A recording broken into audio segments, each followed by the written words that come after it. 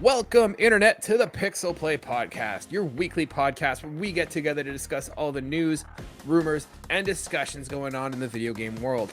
I am one of your co-hosts, Kaylan, aka Ktastrophy, joined as always by my co-host, Adam, CSRadical. This week's episode, we're going to be talking about Ubisoft having some rumors surrounding its Skull and Bones game. We're going to talk about May being the worst month for video game sales in the past 2 years, Nintendo Direct news and what's just been released as of today when we're recording, and Cyberpunk 2077 having a little bit of insight as to what went wrong with the bugs.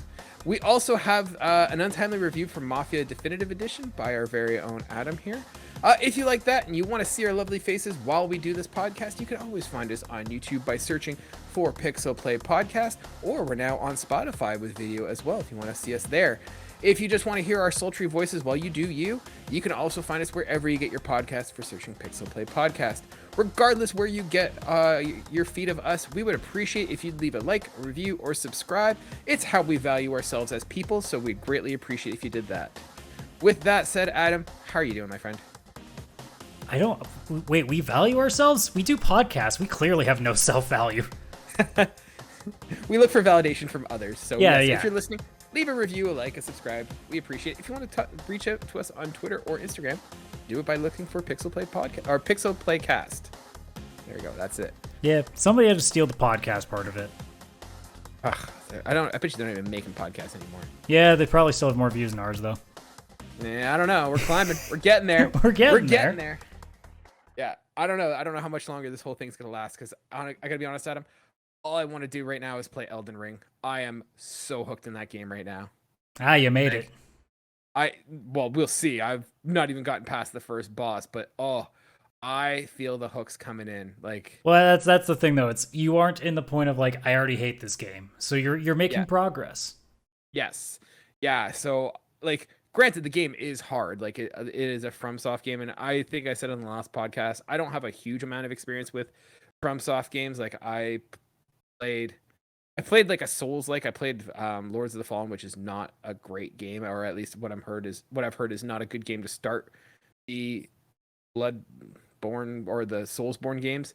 And then I tried Sekiro, and I didn't even get past the first mini boss, and I hated it. But I think there's something with the fact that this is an open world game, which is both a huge success for the game and a really accessible way to get into Soulsborne games, but it also has a detriment.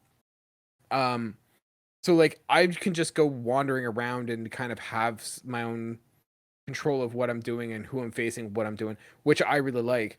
Although one of the gripes I have with the game so far is I'm in the first first area, Limgrave. It's not a spoiler or anything like that, but I'm in the first level, and for the most part, I'm doing pretty well in terms of getting fights, winning fights. I'm doing pretty well, I'd say. I'm definitely dying, but I'm not dying as often as I was in Sekiro. But the problem I have is that there's a whole bunch of dungeons and areas, and there's nothing to distinguish whether I should be in this area. I'm dying, obviously, but it's a Soulsborne game, so it's am I dying because I'm supposed to die here and I'm just supposed to get good, or am I dying because I am in a level 40, level 60 area and I'm only level 20? Yes. So it's hard to say there. Yeah. So that's my one gripe with the open world is that it's not clear where I'm supposed to be, when I'm supposed to be there. But I'm loving it. If you have never played a Soulsborne game and you've always been intimidated by it, I would definitely say Elden Ring is probably the game to try out. So far for me, I feel it's very accessible. It's hard. I'm dying, but I'm having a lot of fun doing it. So you guys are lucky I'm here because I'd rather be playing Soulsborne. I'd rather be playing Elden Ring right now. I don't think the library's getting this one back. This one's staying with me. I'm proud of finally you. Caught them. What, for stealing from the library? Yes. If the library's listening, I will return the game. Don't come at me. I mean, I'm not judging. No, honestly, I think once I have to return this game and they actually take it back, I'm probably gonna go out and buy it. So, yeah, definitely recommend it. Well, that just means that, you can always try Demon Souls, which is on PlayStation Plus Extra. I was going to say to you, sir, because you said you don't have anything going on right now.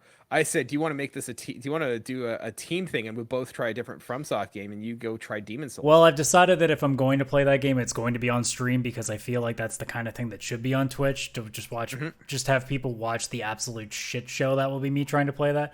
So at some point, I'm going to do it. It's not a matter of if, it's a matter of when. I think you should do it now. I think we should. I think it'd be fun. We could have All right. a little. Well, this has been the podcast. I'll see you guys later. No, I'm saying it'd be awesome to kind of watch like two people who've never played a FromSoft game, and we can compare notes of like your experience with Dark Souls versus mine with. No, yours is Demon Souls. I'm sure that when we eventually put our homework together, we will come up with the same response, which is Yeah. So we'll see. My goal so far is to beat the game, but we'll see where the rage quit moment is. My goal is to have at least 3 play sessions and not want to stop playing the game. That's my goal. Yeah. No, I'm liking it. It's a good game so far. Definitely would recommend.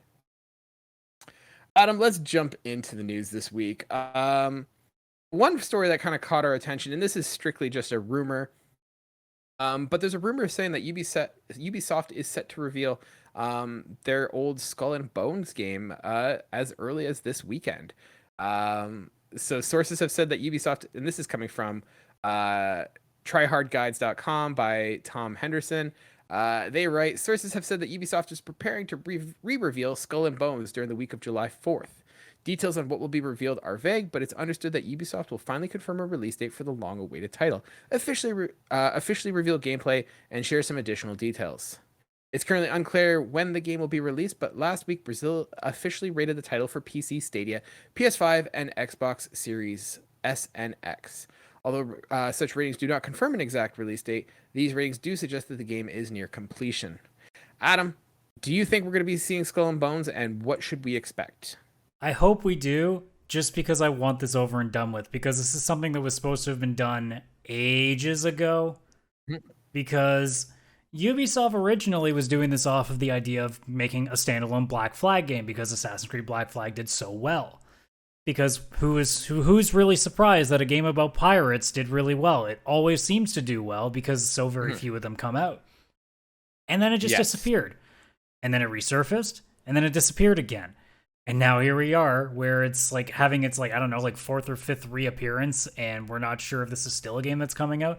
I'm genuinely surprised that if it actually is still in production, that Ubisoft has kept with it. Because abiding this thing being like the best game they've ever put out, they have spent way more time than I think they ever needed to on this, and they should have cut bait a while ago. Is it a boat pun? Yes, like that was totally intended. Yeah. Is not even aware of it. See, for me, I'm excited. Like, when they first announced Skull and Bones, I was really like, my excitement has been a complete roller coaster for this. Like, I was like, sweet. Assassin's Creed Black Flag is one of the most fun Assassin's Creed games. I don't know if it's the best Assassin's Creed game, but definitely is the best pirate game. And I was like, yeah, give me more of that. Let's just be a freaking pirate. And so I thought that was a great idea. Then it came out with some multiplayer ship arena combat, or not arena combat, but it's like some ship building multiplayer thing, and I'm like, my interest dipped. There was also some test footage that leaked out, and I know it's probably like alpha, but it didn't look very promising either, because it looked very much like what Ubisoft games are becoming now, which is a lot of customization, which means a lot of DLC. Yeah. And like a lot of, like, they're saying here that there's some playtesting that began, and like they're saying that there's like a lot of looting of materials to upgrade the ship. But I mean, that makes sense for a pirate game. Like, you're looting materials to make your ship better. I have no problem with that. No, so there's no issue there. It's the issue of open world Ubisoft games from the last like couple of years, which have been very monotonous. But you know what? Every once in a, like, it's not something I want every day, but once in a while, a Ubisoft game just calls to me, and I want. I mean, if they can hook you with a story, sure. I was feeling that way towards Far Cry 6, so I was almost there, and then Elden Ring came, so. I mean, the last one that kind of did that was Odyssey, but I think that was large in part of also the environment. But like Watch Dogs Legion failed miserably. Obviously, Assassin's Creed Valhalla tremendously failed in that regard, Did just it? of not catching. Yeah, I didn't do anything for me on that. No, I thought you meant like critically or like Oh no, commercially. I'm talking just I in think it terms of did really like well. hooking me via story, which is the only way you're going to get me to play a game that's doing the same thing over and over again for 50 hours. Yeah. Yeah. I'm excited though because I think if I'm being optimistic, I hope that Ubisoft took all that feedback that people gave in terms of it not being not them wanting to be more Assassin's Creed Black Flag, that they've taken it and made it into a single player game. So we'll see what I happens mean, with this. genuinely, that's the hope, right? Like, Mhm. this is a game that all of us were wanting since it was first announced because we loved Black Flag and we wanted more of it. And you know, even though I'm sounding very pessimistic because hey, that's my job here. I'm always the pessimistic one. Uh, you Nobody know, asked you to be. no, I relish in it, you know. But I want this game to be successful. But like, as I've said with many other cases that we've had here, when stuff keeps getting delayed as much as it is and then vanishes for a while and then comes back, my brain goes, there's been some problems because there's no way that this has gone fluently, which means a lot of people have changed, teams have changed, ideas have changed. It's going to be a mess of things, and it just doesn't seem like it's got a clear direction. And that's kind of like a similar worry that I have with a game like, say, Hogwarts Legacy, but we'll see when that game eventually comes out. But like, it's one of those cases, once again, where it's had so much time to come out, hasn't. So all you can think about is, they've had so much time on this. Why isn't it done? What's been causing it? Like, what problems have they been having? Like, a lot of people like to put up the old meme of Shigeru Miyamoto, which, you know, it's like, oh, don't worry about delays or whatever. Like, it's basically like saying, you know, I'd rather have a game that's delayed and fixed properly up than a game that's rushed or whatever the specific context is. But everybody loves trashing that meme around. And the reality Well, is, I think it's also that a different context. yeah, but it's also in the sense of like, you trust certain companies to do very well with fixing these things, and they also generally keep up with you that they're still working on the game, not disappearing for like 4 years. Because that's Duke Nukem Forever for those who forget. And how well did that game turn out? In fact, I think Duke Nukem Forever disappeared for longer than that. Oh, I think wasn't that like 10 years? Well, it was like the production time, but there was like a good period of like 5-6 years that it was like a Fable game at one point before it finally happened. Yep. Skull and Bones is almost like the closest we have to like that Fable game that just seems to never come out. I guess matching that in Beyond Good and Evil 2. It's only been 5 years. It was announced in 2017, so. Really? Time is weird. Yeah. The COVID has made it just like a weird linear circle. I don't know what a linear circle is. Don't think too much. The one thing I have, like, the rumor was suggesting that we're gonna get the reveal sometime like soon in July, and I don't think that's gonna be the case. I think with Ubisoft having a press conference or showcase at the Gamescom event in August, I think that's when you're gonna see it. And I could very much see this being their big fall release. Yeah, unless they like surprisingly announce a Ubisoft Connect, then in which case you can be like, oh, okay, they're doing something. Well, I think that'll probably be what they're doing at Gamescom. Well, that's but unless they all of a sudden say, hey, we got this thing coming out July 27th, like X date, right? Fair enough. Yeah. So yeah, stick around and everybody see what's gonna happen with Skull and Bones. Yeah, I'm gonna cross my bones. I mean, yeah. That's not a saying. It is now. Speaking of things that take forever to come out and buggy messes, let's revisit Cyberpunk.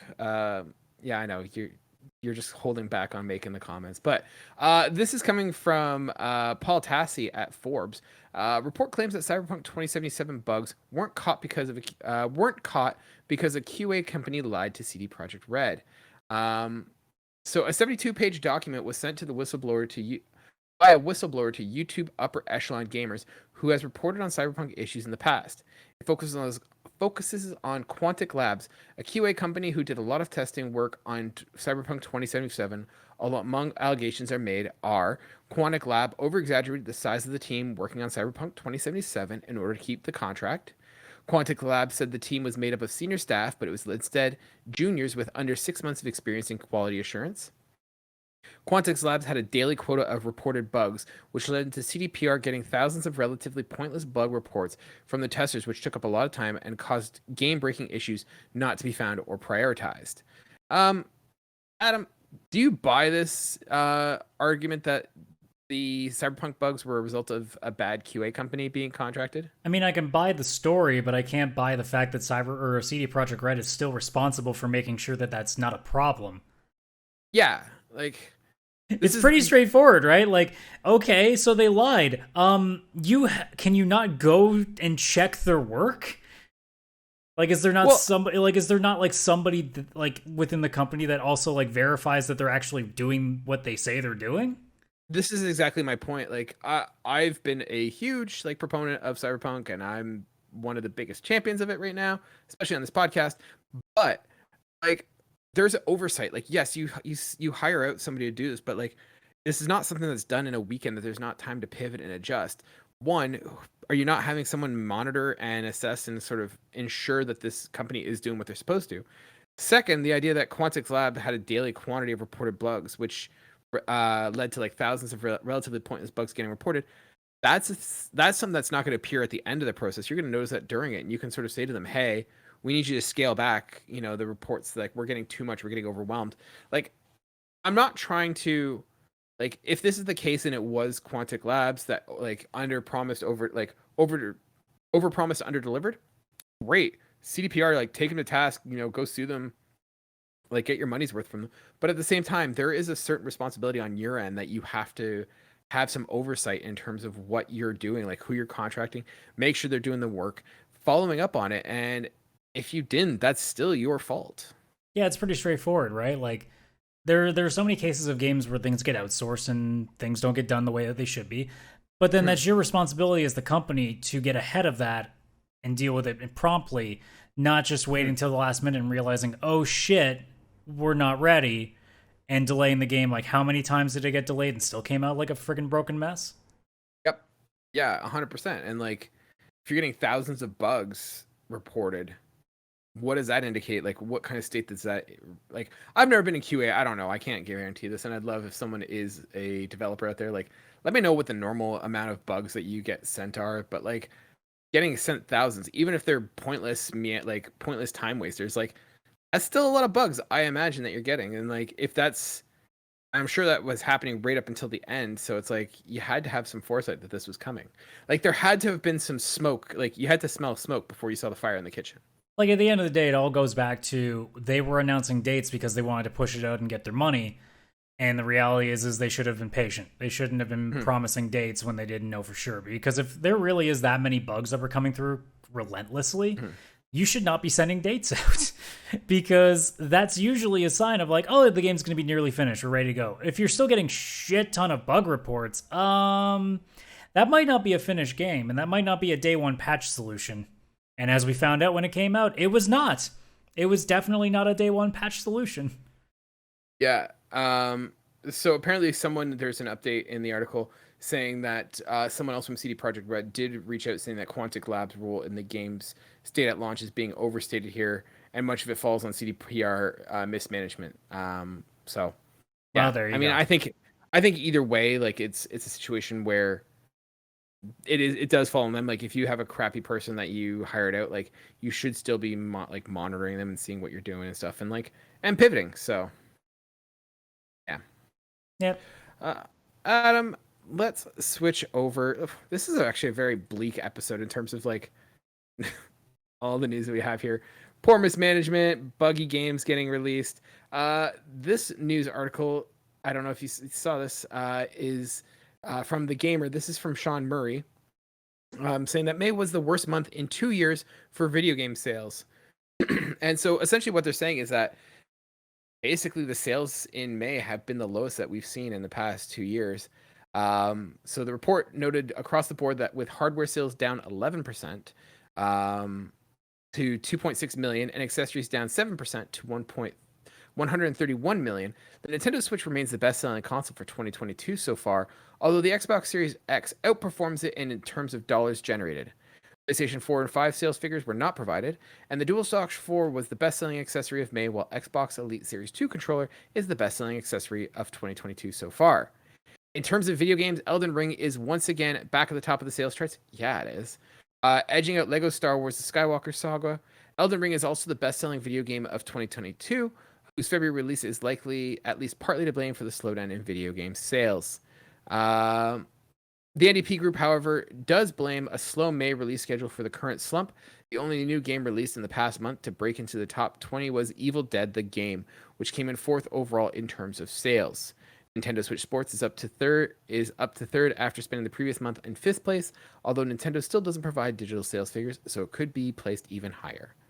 Adam, what do you make of like is it just a situation of everyone's playing Elden Ring and there's no games that came out in May, or is this something to do with inflation? What do you think? I think there are a lot of things. I mean, you said probably what the biggest one is. There was nothing big that came out in May. May was a dead month, basically. And then on top of that, it's not like in the past, like 60 days, a lot of really depressing things have happened.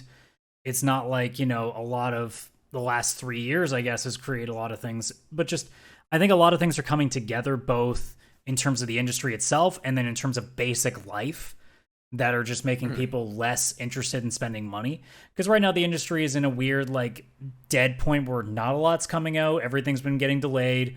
We mentioned it not too long ago with all the press conferences that, like, this isn't really a time right now as a gamer where you're looking at a list and being like, I got this on my mind, this on my mind, this on my mind, this on my mind, this on my mind. Like, you're sitting there being like, I've got a lot of things that I'd like to try, but I don't know when the hell they're coming. So you're in that state. And then on top of that, like I said, there's so much stuff. I mean, I can't imagine what the next month numbers are going to be for June, because it's not much better. I mean, there's maybe a couple of things, but, like, realistically speaking, it's the same kind of story. There's not a lot of big, like, ticket items. Things are just getting more and more, like, depressing for a lot of people, and money is even harder to come by than it was the month before. So it's so much. Yeah. See, I think for me, I think it has less to do with game industry stuff. I mean, this is not the first month where we've not had a game come out, especially in the last 2 years. Like, we've had months where nothing really comes out. Are people playing Elden Ring? Sure, whatever. Like, that's good. But, like, the fact is, like, if it was a matter of releases, like, people would still be buying games. Like, people would still be spending money on games. I think it's more external factors. I think one, and probably the biggest one, is, like, with all the inflation that we have going on, like, people are probably a little bit cautious of what they're doing with their money. Like, groceries are going up in price, everything's going up in price, and, like, people are going to have less disposable income for video games. So they're not going to be buying as many video games. Like, if it was just a matter of there's no good games, people would be buying older games, and we'd still see, like, the same amount of spending. Like, consoles sales would still be up. Like, that's the reality of it. So I think if you're seeing this, it's more of a result of external things. Also, I think, with it now being summer, like, COVID, not being over, but, like, pretty much mentally everyone's being done with it. Like, we're going out, we're doing more things. Like, I think it's just a natural point. And we've been locked in for the last 2 years, and we've been seeing record sales in terms of people buying and getting into consoles.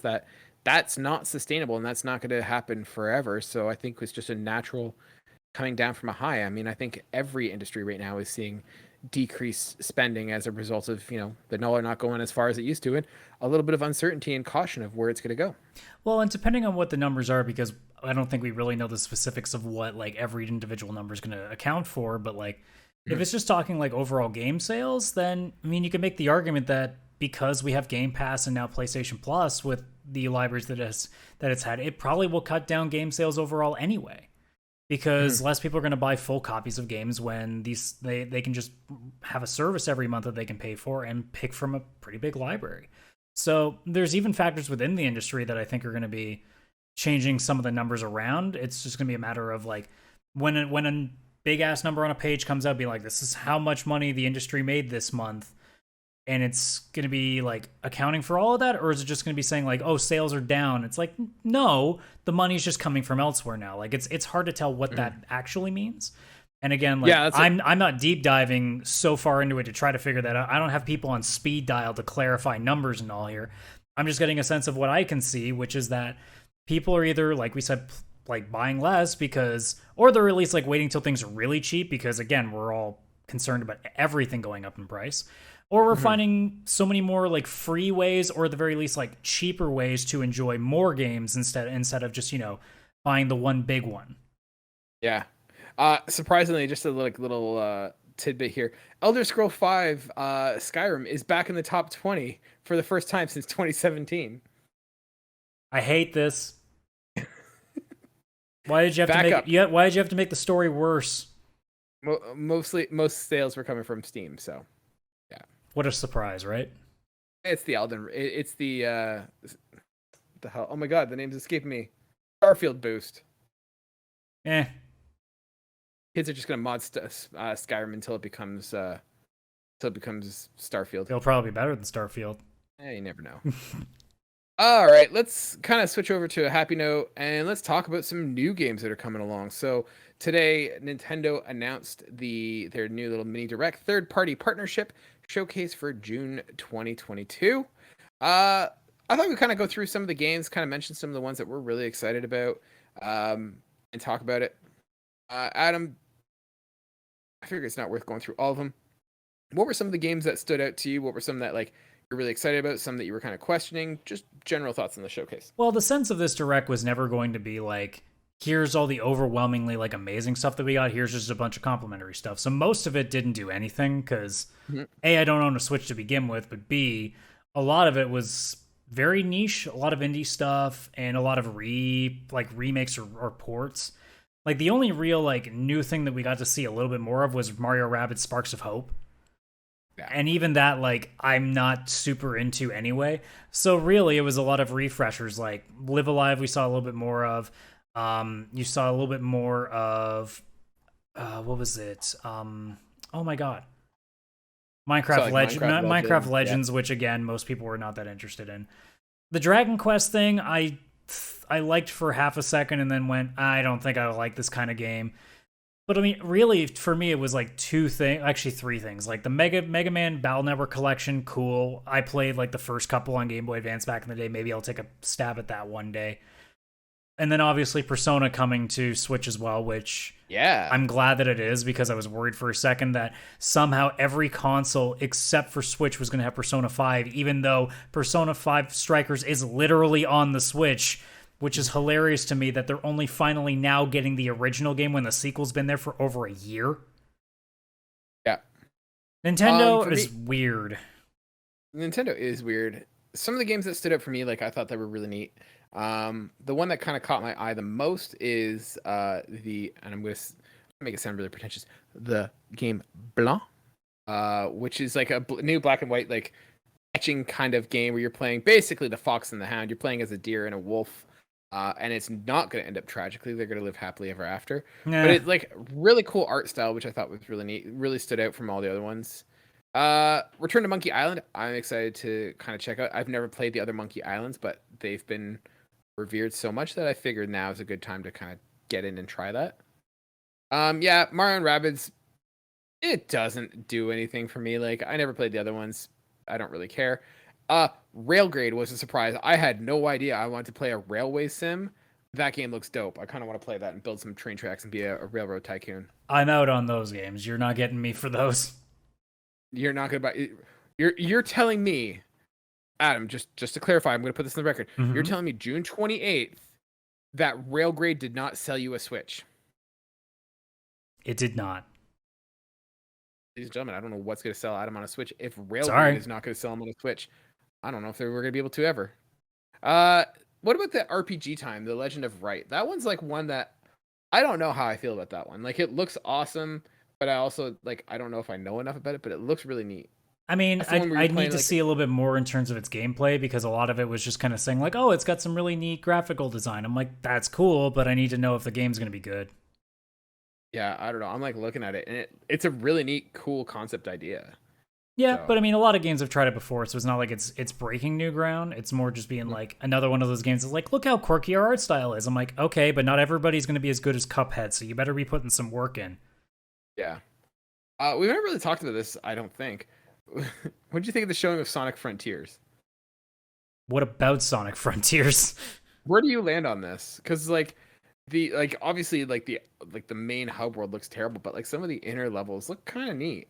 Where do you fall on Sonic? I don't care, because unless Sonic goes back to 2D, I've learned to just not trust 3D Sonic games ever. So I mean, the closest they've ever gotten was Adventure, and Adventure is okay at best. So the track record of 3D games is either okay or oh my god, what happened to this franchise I liked?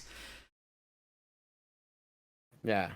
And obviously, any footage that I've seen of it just reinforces the fact that it's like Sonic Team, you need to stop trying to make 3D Sonics because you don't know how. Yeah. The one thing that I found was kind of interesting is like the cutesy small town farming sims, because like Disney Dreamlight Valley basically is like a Stardew Valley kind of farming chill out kind of game. But then we also got, I'm gonna butcher this, Doraemon Story of Seasons, Friends of the Great Kingdom. Oh yeah, that's a anime property. Oh, I don't know. And then Harvestella. Like we had 3 Stardew Valley-esque farming simulator games. So yeah, you basically had a Disney one, a anime one, and an also anime one. Yeah. So pick which farming simulator you want to live in. Well, you know which one all the deplorables are going to go for. They're going for Harvestella because that's where definitely the waifu bait is. There you go. What'd you think of the Pac-Man World repack? I didn't know that was a thing. You never knew about the 3D Pac-Man World? Like there was an old one way back in the day, unless that's what it is. But this is a remaster of that, yeah. Of like the original, like N64. I'm pretty sure it is. Is that what? Yeah, like the old PS1. Oh, if that's what that is, then okay. Because the way that thing looked made me think that there was like one that they released. I don't know, like on like Wii at some point that I missed. Yep. Pac-Man World, PlayStation. Yep. Okay, well then I felt off about it. It was a PlayStation game.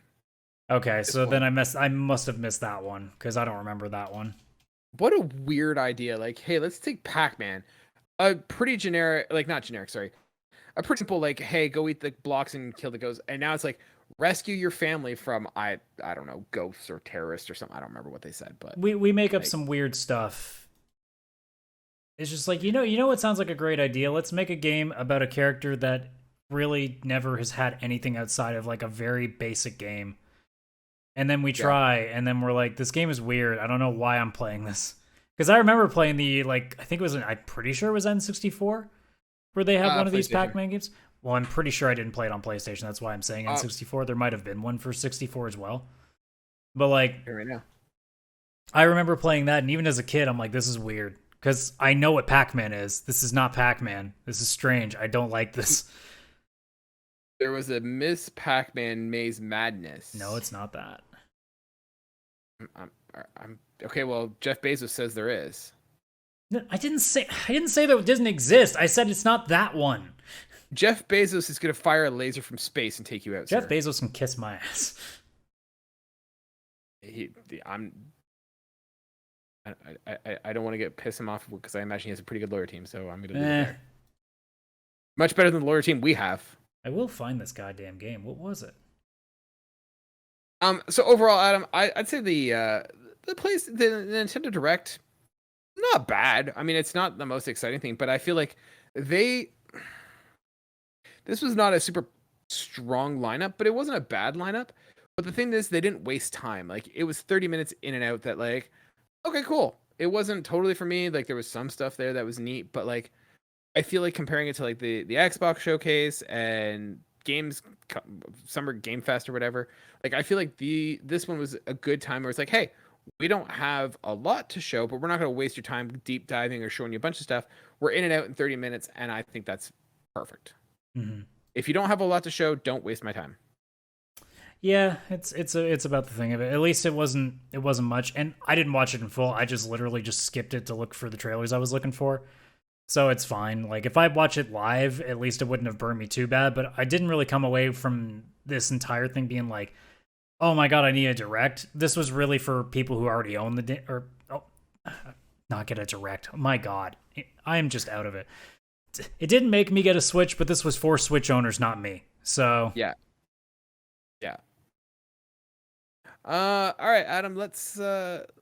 You mentioned you have a Untimely review for us for Mafia Definitive Edition. I'm excited to hear. Did you ever play the original Mafia game, or is this your first time? No, this is my first time playing the original. I've played the other two when they were released on their initial consoles, but this is the first time I've played through one.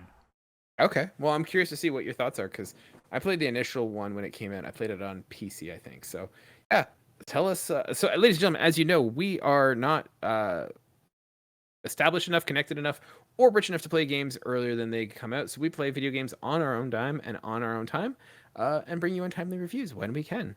Adam, go ahead with your Mafia Definitive Edition review. Yeah, so like I said, I've never played the original, so I was always interested in giving this a shot because Mafia 2 is still one of my favorites from back in the day.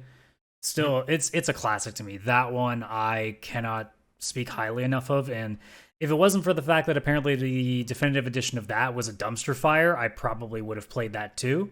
But apparently it's not that great, so unfortunately I had to let that one go. But it's fine. I'll play the original instead, which ended up being pretty solid, not gonna lie.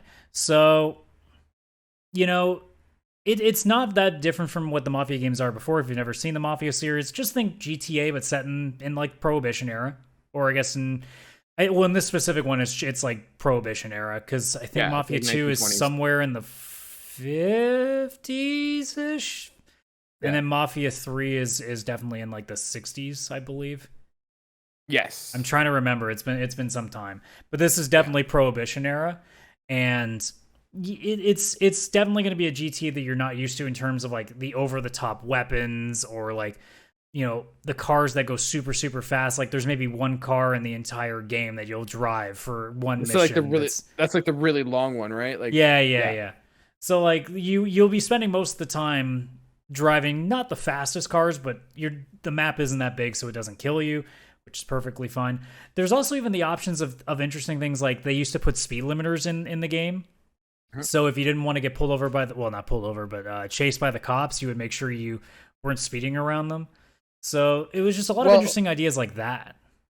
Yeah, like that was one of the things when I played the original game that I thought was really neat, is that you would, if you were speeding, the cops would pull you over, like would put on the sirens, and if you pulled over, you would get a ticket. Yeah. And I thought that was like really neat. And then you could put like a speed limit, like a cruise control on thing. Oh yeah, 100%. And thankfully I was a good boy. I never got a ticket in that game. There you go. So, you know, I was good. Is going up. But yeah, in terms of Mafia itself, like it's not a gameplay like barn burner. You're not going to sit there and be like, this is the best like shooter, like third person shooter I've ever played. No, it's not. It's not that by even the closest of the imagination here. You're here for the story, and the story in Definitive Edition, it's not the best, but it's definitely the second best out of the three. Mafia 3 is way at the bottom because I think they really didn't get a character that was easy to like, so it was really hard to get behind. Whereas 2 is just perfect. Like 2 is one of those games that I wish I could go back and play as I've played it for the first time because it's so well written. It's very well put together. So, you know, it had tough competition, but 1 does a pretty good job, at least in the first half of the game, of just kind of like being like very realistic on what it's going to be like being in the Mafia. I mean, at least what I would assume is like being in the Mafia. Then once it takes its turn, then it starts getting to the ridiculous point where you go into a friggin' museum and shoot like 300 guys in order to get to 1. So there's things like that where it gets a little bit over the top. But like for the most part, a lot of missions are, hey, take this car, go to this thing, beat the shit out of this one guy, and come back without the cops pulling you in. Like, that's basically the missions for the most part. And then you get your cutscenes that kind of add to, you know, fleshing out the characters a little more, whether it's your boss, your couple of friends that you have in there. Maybe there's like an odd side character that doesn't get a lot of shine there that you get a little bit of. It's mostly the actual like world building and the atmosphere that they do best with it. And Definitive Edition, Mafia Definitive Edition can mean anything. I don't know why I said specifically that, but hey. But Mafia 1 does a pretty good job of just setting up a decent story that pays off all right. Like, I'm not going to sit here and say it kills the ending, but it's fine. Like, I didn't feel like disappointed at the end. I felt like I got what I wanted out of it. And because it does tie into 2, it's perfectly fine as well because you know what's coming next if you end up going through the series sequentially again. Yeah, I was going to ask, with it being a definitive edition, like the two questions that are going to come up is, does the gameplay hold up in 2022? And I mean, I know it came out a couple years earlier, but does it hold up graphically in 2022? And does the gameplay hold up graphically in 2022? I mean, it holds up just fine in terms of graphically. Like, I didn't sit there and being like, wow, this looks like an old-ass game. Didn't feel like that. Gameplay-wise, it feels like a game that was probably like early PS4 third-person shooter at best. It still can be a little bit sticky. You're basically relying on the auto aim because it's not the greatest in terms of its controls. But I mean, again, we're talking a GTA style like third person shooter. They're not always going to be the best control games. It's more of just going around and exploring the city. I guess that's now that I think about the one disappointing thing. The cities, there's not a lot to do. Like this, you can tell that this was definitely a game that was made before they could really flesh out open worlds because there really isn't much going on. Like there's not like races littered around the course. There are collectibles, but they're basically just based on the missions for the most part. So you're not just going to be able to go around and do stuff. There's not like little side missions outside of it. You're playing chapter to chapter to chapter to chapter. It's very linear. So this is definitely an early, like, I guess it's not even really open world. It's more like a pseudo open world game because it's not really open world because you can't just go and wreck shit. I mean, you could, but there's not really a purpose to it. So it's not like GTA where, you can still make some money somewhere or do something else to kind of like grind towards like a car or anything you want. Like you're literally just moving from point A to point B to the next mission. So if you were looking for something to be able to like explore similar to like what you would do in GTA 5, you're not going to get that here. You're, like I said, here for like a decent game that's more there for the story. Okay. So using our 6-point scale, 1 being terrible, 6 being amazing, and 3 and 4 sort of squirt in that middle of okay good or okay bad. Where does this fall? I'd say it's like a solid 4. Like it's just above average. Like I enjoyed quite a bit of it. I think had the game been, it's almost unfair to give it a 4 because I don't know what they could have done to make it better aside from literally just making a new game. So, but like as it is, like if the controls were a little bit smoother, if there's a little bit more to do in the open world, and honestly, like just if it was a more updated game, like they did a pretty good job for a game that came out in what? Let me see here. Mafia 1 came out in, I think it's 2004, 2002. So they did a decent job for a game that's nearly 20 years old. So I can't complain. I mean, they basically released an 18-year-old update, which is fine. So but there's gonna be hindered by the delay of like 20 years. But for what it is, like it's pretty decent, and I'm glad that I got to play it because it gives me a little more nuance into what set it up. English is hard today. What sets up number 2? So yeah, and it's a shame because I want to go play 2 again, but I might just have to play it either on Steam with the original version or like I don't know, maybe somebody's done a better job of modifying the definitive edition on PC that I can mess with so it actually doesn't run nearly as bad because apparently it's not that great a port. There you go. All right, Adam, let's wrap up the show with the game that we always play, Trophy Stumpers. So I'm going to give Adam 10 trophies or achievements from a game, and he has 2 guesses to get it right and try and guess it as soon as possible. This week is actually being suggested by a listener of ours. Real Dave Jackson is sending this one in, and so Adam, are you ready to go? I'm afraid now, but okay, let's do it. Well, let's see. All right, so trophy number 1. Eye of the Dragon and Tiger. Okay. Number 2, Call Me. Okay. Number 3, I Did It for the Trophy. That's a good name, but that obviously doesn't give me anything. All right. Number 4, A Host of Hostesses. Ooh, okay.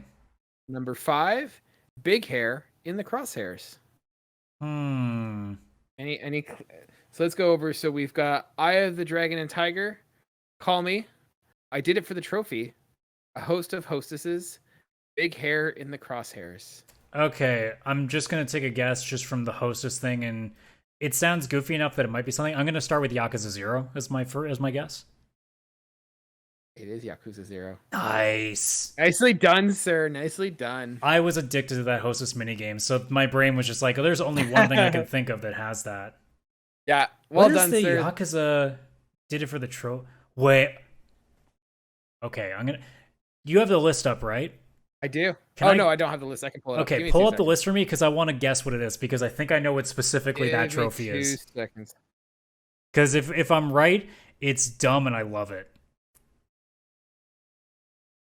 All right, let's see. In the meantime, here. I'll go look up Yakuza 0 footage for the video version of the podcast, which on YouTube, if you're not watching, you should be searching up PixelPlay Podcast on YouTube. Ha! Yeah, so what do you think is I Did It for the Trophy? I think it's when you watch all the quote-unquote erotic DVDs that you have.